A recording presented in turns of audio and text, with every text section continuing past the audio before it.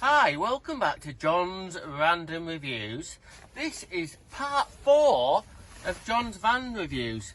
The other 3 episodes were from pretty much, I did them in summer, but I've had the van about a year. Got it January last year. Took about a month to get it all sorted and ready. So you could say I've been driving it about 11 months. What's it been like? Have I liked it? Has it performed? That's the main thing. So we're going to go through it. This is part 4 of living with my van for nearly a year and how it drives. Of course, just a bit of a recap. This is a Transit Connect long wheelbase. So this is my work van. I'm a plumber. So this is my work van. I work for a company, so this got bought for me. Aren't I lucky? So this is the van I drive every day at work to do my job. So first thing we're going to talk about is the cab, because we're in the cab. Now it's really cold at the moment. Some of the mornings have been about -2, -3. So what's the advantage of this van regarding the weather? Well, it's got a heated screen.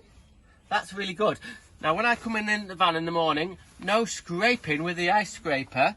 Just press the button on the dash and honestly, within about 30 seconds, 40 or a minute, the screen is clear. So I can drive away without getting all the scraper out. Also, it's got heated wing mirrors, which are really good. So, yeah, the actual cab is absolutely brilliant. Absolutely love it. It's like driving a car. So that's a fantastic bit.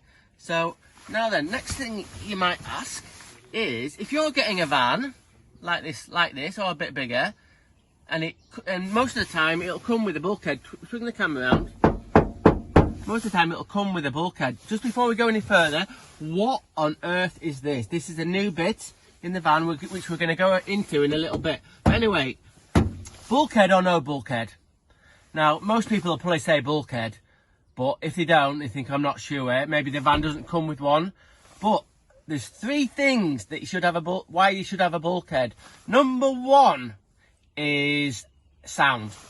All the stuff clattering around in the back, and you're driving along. If you're driving along like a long distance and you're down the motorway and there's stuff vibrating and making a right racket, this is a sound deadener. Stops all the sound from all your tools rattling around and getting on your bloody nerves. That's number 1. Number 2, not so much for me, but dust. There's a lot of dust in there.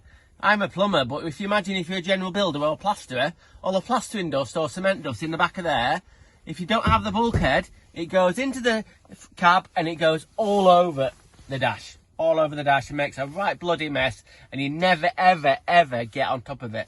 Number 3 is, this is important with the weather. If you have the bulkhead in, and as you've seen in other videos, I'll show you before, I've got some stuff behind there. When you're getting in the morning, you want to create bloody freezing, and you want to get warmed up, it warms up the cab really quickly. If you didn't have this in, it'd take ages to warm the van up. And also, if you're having a brew in the van, and you want to get a bit of a warmth and get the heater on, it warms up quickly. You don't have to warm the whole back of the bloody van up. And number 4.5, this is as important. I should have made this number 1. But if you don't have a bulkhead and you have a crash, chances are a lot of heavy equipment is going to come through there and smack you up back at head, or it's going to come flying through here and smash through the windscreen. So yes, get a bulkhead. Okay, right, we're going to go and look at the rest of the van. Right,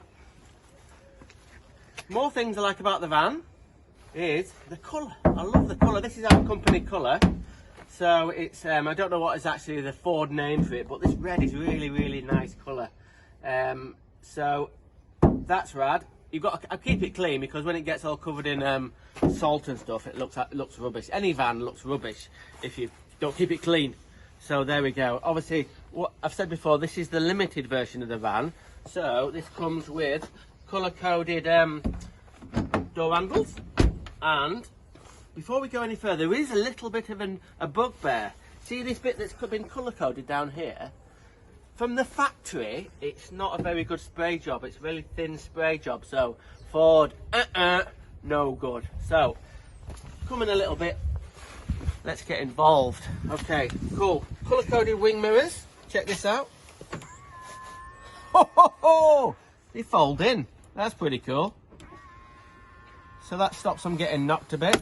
But something happened a few months ago. Come on, get involved. I didn't do this. I did not do this. Look at this. Right. Some guy in a delivery van, this was parked up, and sideswiped my van and fucked off without leaving a note or anything. So I don't know who the fuck did it. This is actually, I've actually knocked this out. It's going to get a new wing on it, but this is, I've knocked this out. What a beautiful job I've done. Anyway, so what it's done, it's caught this wing, a little bit of the front bumper and a little bit of the light, but I've knocked it out a little bit. So it's going to get repaired. But to the guy who did it, you should have left a note. You pretty much knew you did it, and you just fucked off, and then I've left with all the shit to deal with. Anyway, so rant over. So check out the alloys, they're pretty cool. So we're going to go around to the back of the van. Come on, follow me. Right. Now then, my old Connect had colour-coded bumpers, but this doesn't. But that's okay, but I would have preferred them to be colour-coded. Anyway, so there we go. So that's only a little bugbear. Let's get the van open. If I can. Right. Not much change in here, really. It's pretty much kept it tidy. From the last video a year ago, it's all pretty much the same, but I have made a few little alterations to the back. I've only recently done this. I call it the double decker. The double decker. Now then, there was a bit of a worry whether this was going to work. Before I had one layer of silicone tube holders in the middle, and then I decided to make them into two. But it's very, very tight. Only just to do it, like Matt Damon said in The Martian, what I had to do was I had to math the shit out of it. So I did all my measurements, and it's worked. So I've got all my skateboard stickers on there. So this is great. I'm really stoked with that. That only just about goes in. Well, that's a double-decker silicone tube holder. Silicone tube holder. So, in the old video, I remember me saying that you could slide tubes up this tube and into the cab. But I didn't actually do it. So we're going to do it. Okay, let's do it. So, first thing we're going to try and put in is a 2-inch bit of waste pipe. So that will slide that in. Watch the missus's van. So I'm going to put that in and come round and see. I'll show you what I do. It's hitting something. I've just got to give it a little bit of a jiggle there. And we're in. So, right. 2 lengths of copper. They're going in, for sure. So, there we go. They're inside the 2-inch waste pipe. They're all sorted. Now then, when I did this tube, I realised that if I needed to put a 4-inch length of soil pipe in, I couldn't because it wasn't big enough, and I would have had to get my roof rack out, which is, just to recap, the roof rack, it actually lives inside, and I only put it on when I need to. So let's say I went to the plumbing stockist and I needed to get a length of 4-inch soil pipe, I'd have to put the roof rack on, which would get on my bloody nerves. Now let's recap and back to what with this black thing that goes into, can you see it in between the steps over there? That black thing. Now then, that is a special fitting that goes on a soil pipe that's designed when you drill a hole through a wall for a soil pipe that goes to a toilet, that makes it all tidy. So that's called, hang on a minute, that's called a pipe snug. So I've got that for this. Now then, we might have a bit of a, try not to damage anything. So, can you see the little pipe snug there? Now watch this. Oh, right, I'm into the cab. I'll just back up a little bit. Now then, that sits nicely just there. Now, just in case it springs forward which we don't want, and go through the bloody windscreen. I'd get a massive bollocking about that. What I do, and until I think of something more, is I just get a zip tie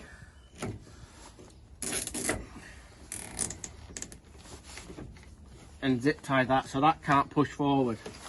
So what we're going to do now, we're going to go and see what it looks like in the cab. So you go that way and I'll go that way and we'll meet. Right, so this is the little plug that was in the hole. Why have I got that? Why have I got this little plug?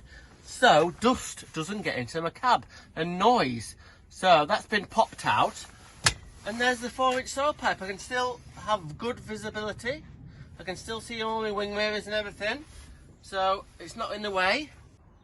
So now I can get a length of 4-inch saw pipe. And if I had to get like a bundle of 22 or 28, I could probably do that. I'd have to get it really, really strapped down at the back though. I wouldn't like to have anything really, really heavy through there, into the cab. But I could, that's the point, I could, so that's cool. Now, anything different about the back of the van? Yes, a little bit. There's my big toolbox that has all my power tools in, but I've decided to split all the power tools and the chargers and the batteries into 2 sort of boxes. So that's where all my power tools are, and this blue box over there, that's my Makita box, that's got all my batteries and all my chargers. So I can do 2 trips, and actually, so that's not really, really heavy anymore, which is a good do. Anyway, funny little story. Right, okay. So, if you watch the other videos, you know I did all the shelving and all the woodwork in here, and I took a lot of stuff off, like plastic bits in the back to get all this in, and I moved some electrical components. I think they were to do with all the lights at the back, but one of the modules was something to do with the AdBlue that you have to put in the van on these diesel vans. So a few months go by, and there was a fault with the AdBlue. It came up on the dash and the van went into limp mode, wouldn't drive, went in the garage, and they spent days and days, couldn't figure it out what the problem was. So eventually they found out that I had disconnected one of the earths that go to the chassis behind here, and they didn't know, so it was diagnosed wrong, and they couldn't diagnose it, so they went to the garage, and then they said, it was you've disconnected an earth. So the moral of the story is, if you're messing about with any electrics, if you're doing some work on your van, make sure you put the earthing bit on, or don't mess with the electrics too much, or tell the bloody garage, because it was in the garage for a week, and then it was ended up just an earth to do. I got a bollocking off the garage, I got a bollocking off my boss, so it was a bad do really. Anyway, my boss saw the funny side, because he kind of appreciates that I look after the van really, really well, and it works really well, and I can do my job really, really efficiently. So, in a nutshell, the van has been really brilliant. Again, it's a Transit Connect, long wheelbase. It's pretty much new. It's a limited edition, so it's got all the toys. It's about a year old now, and it's been absolutely fantastic. Apart from it's been bloody bumped. Anyway, that's getting fixed, so there we go. Well, thanks for watching this part 4 of the video. Random is rad. Rock on.